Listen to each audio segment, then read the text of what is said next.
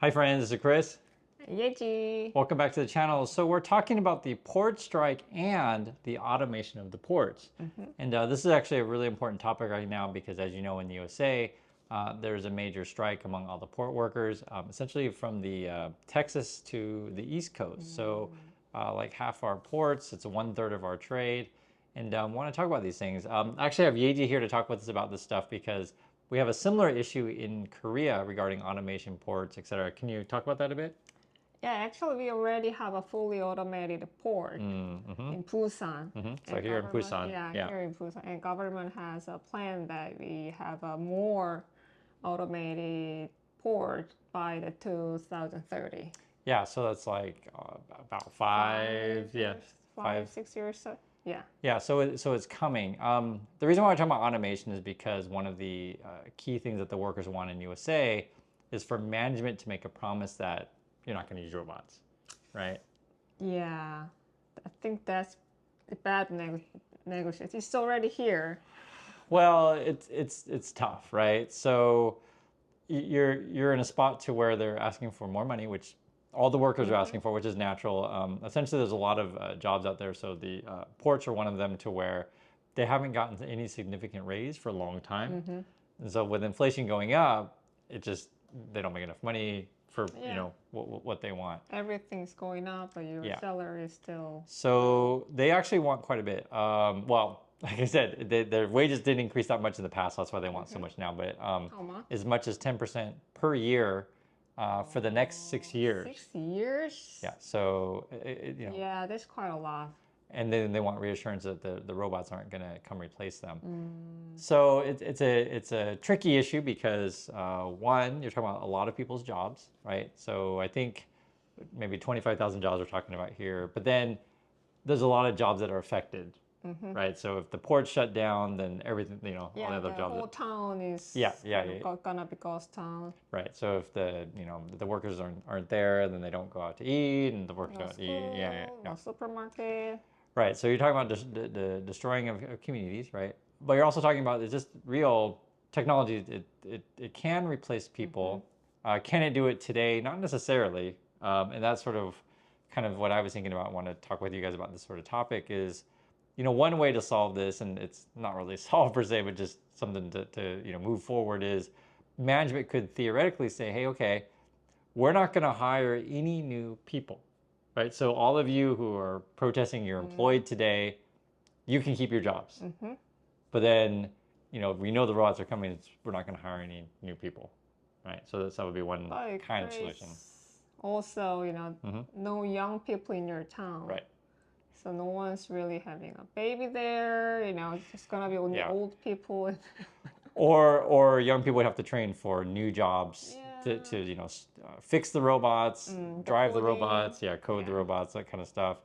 But this is a problem that's happened in many cities in USA, not just here. And so, you know, these kind of people sort of they've been sort of steering towards Trump politically because they say, you know, oh well, Trump's going to bring back all of our jobs. But Trump is supporting Elon. The Elon wants to do Yeah. likes to do the robo taxi. Right. So Elon is developing technology to replace taxi drivers. Yeah. He wants human robots to replace all the human workers. So Because he wants to Right. work forever. yeah, 24/7. Robots don't get hurt. Robots don't complain, Yeah. and you can. So right. So there's that. So it's kind of a weird thing.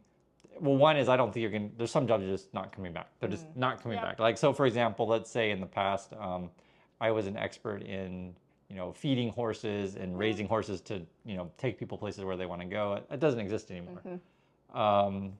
Theoretically, eventually, a lot of these ports will become automated. The other issue as well is you could buy out the workers. So I don't know if they do this in Korea. So buyouts like if you take a whole bunch of money now, just leave. So we're not going to fire you. We're not going to fire you, right? Yeah. But we're going to buy out the rest of your contract. I see. Give you a bunch of money now. Yeah. So some people take that offer, so they take the money, quit their job, go do a different job, or they just retire, depending on your age, right? So if management is really serious about basically, automating workers, you like I said, don't hire, buy out people.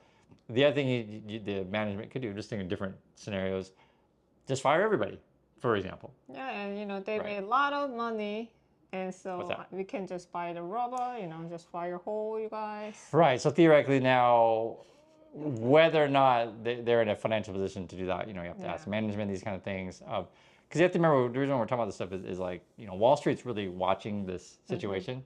And you actually can't get very good information on this stuff.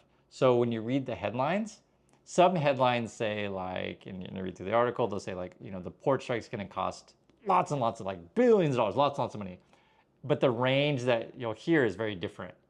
So no, I don't think we know exactly how much it's going to cost, depending on who's writing it and why, right? If you're on the side of workers, you would say that's going to cost a lot more. If you're on the side, of say the manager, well, either way, I'll just say there's motivations behind how they say it. The other one that's really interesting is some of the articles portray the wages of the workers differently. Oh. So like some of the articles were like, why are these people who get paid all this money, why are they complaining about their salary, right? So that's more from the management. Yeah. And other newspapers said probably they not treating well. Right. So it's hard, and you have to dig through this stuff because it's more complicated than just everyone's overpaid. So one is you have to understand there's different types of workers. So some are like more of your permanent workers at the ports, and the other ones are kind of more your part-time ones. Right, so it's true that some may get a decent salary, but a lot of these people have to work overtime. In that kind of job, if you work overtime, they may pay you time and a half. They may pay you double what you normally, or whatever, depending on the situation. It could be just that they call you and it's like say holiday season, a lot more people. But there's some people that are like part-time and their work is just not consistent at all, which is a lot of jobs in USA are like that, unfortunately. There was a time, just for example, this isn't port, but it's related.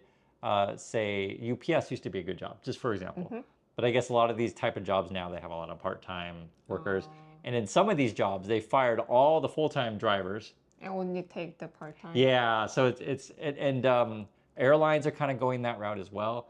It's kind of what this feeds into is that there's this culture in USA, and it's not just USA. There's a lot of countries around the world where like this idea that I could actually have a job that pays for everything and have medical care, that's hard to come by in USA these days, right? Like I said, it's not just USA, but the USA situation is different than say a place like Korea or other places because the healthcare is so expensive and it's not covered essentially. Not covered in the same way that it is say here in Korea. So there's that. So then the workers obviously want to get better health benefits, but a lot of workers say that these days because there isn't necessarily a government system in the same way that we have here, right? Because even if we don't have a health insurance in Korea, it's still a lot cheaper than USA. Yeah. This is a really different system here because it's subsidized by the government, right? And that's a political issue, and many Americans are afraid of having affordable health care. Yeah. They're afraid that they just like, oh, you're going to raise my taxes. That's a different issue. But the point is, what I'm saying is like these negotiations become part of it because the government doesn't subsidize it, then it becomes more important to negotiate this stuff. Other things that workers are concerned about is their pension. So that would be how much their retirement money is going to be, these kind of things. So I'm saying there's all these money concerns, and they're actually very real because the last contract they did was kind of done in kind of shady terms. I don't know if I told this one before. So before they did it, they voted like on a holiday.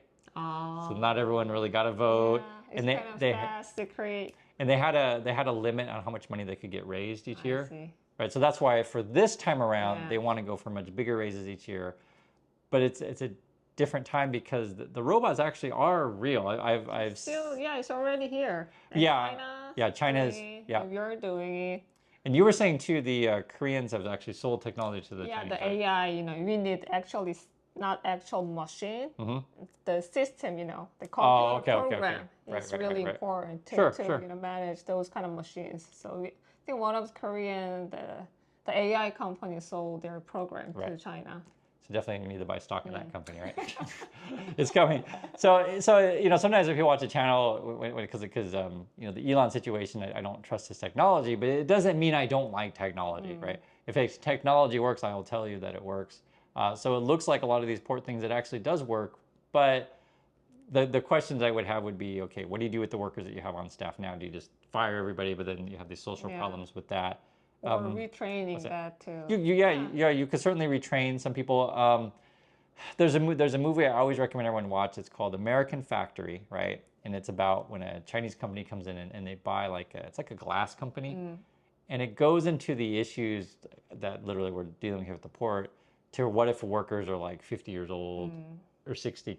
And in English we say, can you teach an old dog to do new tricks, right? And then in that particular one, and say in China and other factories, the workers are much younger. It's just cheaper. It's cheaper, younger. It's a different system. So, we have a real problem with we haven't been upgrading our workforce and these kind of jobs, right? And it's different in USA than say Korea, where we actually don't have enough young people even, right? Yeah. So we just don't have enough workers here. So we actually import a lot of workers, say from China, I think Philippines, Vietnam. And we've this, you live here, but I've told them on the channel before, as people haven't watched me videos, you wouldn't know, but we walk around and like on building construction sites, we actually now see signs in Vietnamese and Chinese, which is very interesting, right? So we have a worker shortage, so then automation makes a little bit more sense. China, they don't really have a worker shortage. They got tons of people out there, and a lot of young people that don't have jobs, but it's a different system because the government can just say, well, the rich people gave me money, we're just going to pass a law and everyone's going to be robots, and if you don't have a job, screw you. It's a different, so you want to balance this stuff out as a company, and then also just your community as a whole. Do you want to just take everyone's job away? What's that? And just I'm thinking the union does one robot in their office, the town, the port, but China is really advanced. If you don't develop your technology, China take over everything. So theoretically, for that kind of scenario, right? Say for example, we have a steel company right now in Pennsylvania, and they don't make enough money, right? So they're going to close. So Japan actually offered to make a buy of the steel company, and it's a big political fight. Can we have a foreign country come in and buy said thing? The actual CEO and people there, some of those people, it's divided, right? So we'll say, well, we just need the money. Like we don't get the money. I don't care where it comes from. We can't stay open. Then there's other people that politically are like, well, no, the USA needs the government basically to come. So, where's the money going to come from? So that would basically be taxpayer dollars, right? So this would be an interesting one with the ports for us in USA, or steel or chips or whatever company. As a political institutions have to decide, or politicians have to decide, or voters, is that part of our national security interest, like just keeping us safe, that we cannot let, say, Chinese people own our ports? There's already been issues as well where there is a discussions of like we shouldn't use any foreign equipment or foreign software. Yeah, so in our ports, because it's a security issue, right? A lot of technology and software from abroad. So the government, we should build up our own. So that's one of our big projects too. Yeah, sure. So that's, and I don't disagree with that kind of stuff, and you're supporting your local industry, and also too, it's just security reasons. Like like just for example, let's say ships or planes. If you're using software that's coded by another country, it's not really in your best interest to use said software. Now, obviously, the Americans will say, but our software is good, and we're going to try to sell to everyone else around the world. The Americans are going to say that, of course they are. And then the Koreans will tell that to everyone else, well, our software is good, we'll sell to you. So, but generally speaking, you want a safe software that you can rely on. You're not worried about being hacked or whatever. I actually think this is actually real to talk about the hacking thing. So we talk about, say, with Elon and his robot driver stuff. I think hacking stuff's a very real problem.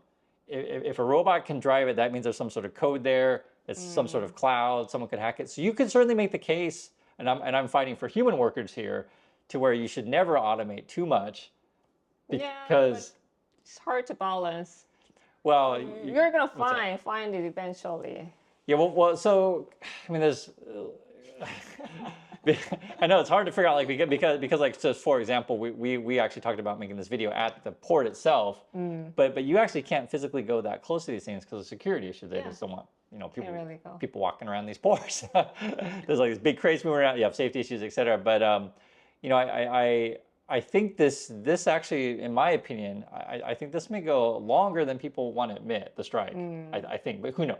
No one knows. Then it, No one knows. No one it knows. causes more inflation because Yes. everything is gonna delayed and expensive. So, yeah. So I don't know if I told you this one that's interesting. So and again, you don't know for sure. So every day, I guess that the workers are on strike, it could delay the port 5 to 6 days. Yeah. Just the way the backup goes. So I don't know how accurate that number is, but it's not a one-to-one. It's not like I stop working for one day and then I can make it up in one day. It's not really like that because stuff gets overflowed or companies, shut things down. And then because you shut things down, you shut the process down, so you get behind. The traffic, the very first car, late 1 second, the very end. It's like that. It's just like that. It's just like that. It's like the airline, right? The airline is, you're out, you're delayed an hour, and then the other flight's delayed, and so the whole system kind of slows. The other thing, the other big problem with the strike thing is like they haven't had like real negotiations since June. Oh. So even though the deadline was like, yesterday, they haven't really been seriously trying to solve anything. I think these kind of things always happen. They always get like right to the end. Okay, we better talk about it now, or they go on strike and then they start talking about it, and then it's like we say game of chicken where you kind of run into each other and then. But unfortunately, what ends up happening is just a lot of the people at the bottom get hurt, right? Because there's they're hurting most. Yeah, and they need money right now. Oh, absolutely, absolutely. So that's why, like on this channel, guys, we talk about all the time is, live below your means. You don't have to go out and get a new car with a loan all the time, right? If your car is working fine, even if it's 10 years old, sure, it's nice to have a new stuff, but if the car works, you don't necessarily need to go out and get a new one because people, they think their job's going to be around there forever, and this is just in today's world, you can't expect that. Just in the news today, Samsung's firing 10% of their workers in different countries. Yeah, or another example would be the battery company here. I can't remember which one it was, but the ones that do EVs, the electric vehicles, they're also firing people because it happens sometimes. And now we have port workers going on strike, and so I completely understand if they want to get paid more. I completely understand these things, but I also understand management. They're like, well, we see these robots are available, and we're thinking about using them. So we'll see what the negotiations end up being. That's gonna be tough going forward. So just want to share some thoughts from you, perspective from us, and we'll catch you all in the next video. So bye. Bye.